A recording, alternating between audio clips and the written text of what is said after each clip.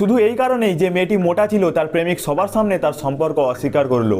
এই কথা যখন মেয়েটি জানলো সে লাফ দিয়ে সবকিছু শেষ করে দিতে চাইলো। চোখ বন্ধ করে সে শুধু চেয়েছিল এই জীবনটা যেন এখানেই থেমে যায়, কিন্তু পরের সকালে সে বেঁচে ওঠে। ঘরে ফিরে ম্যারি হাউমাউ করে কাঁদতে লাগলো। কয়েক মাস আগে মাইক ছিল মদে বুধ, সেই রাতে দুইজন একে অপরের কাছাকাছি চলে এসেছিল।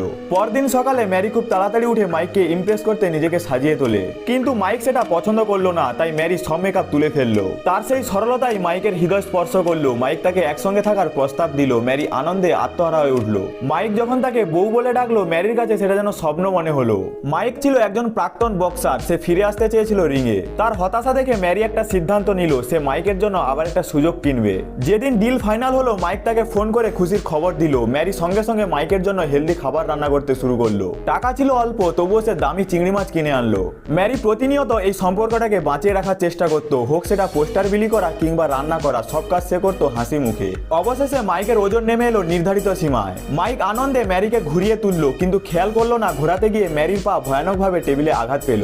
ম্যারি প্রতিদিনের মতো খাবার নিয়ে যখন পৌঁছালো দেখলো মাইকের প্রতিপক্ষ তাকে টাকার অফার করছে, শুধু এই শর্ত যে সে যেন ম্যাচটা হেরে যায়। ম্যারি আসতেই মাইক সবকিছু ব্যাখ্যা করলো, বলল এতগুলো ফাইট করেও এত টাকা মেলেনি কখনো। এই কথা শুনে ম্যারি একটু চুপ করে থাকলো, তারপর ধীরে ধীরে বলল চলো বাড়ি যাই। কিন্তু মাইক রেগে গিয়ে চিৎকার করে উঠলো, সবাইকে বলল সে তো শুধুই একটা ট্রেনি, সে কখনো আমার প্রেমিকা ছিল না। এই মুহূর্তেই সব শেষ হয়ে গেল, তাদের সম্পর্ক ছিন্ন হয়ে গেল।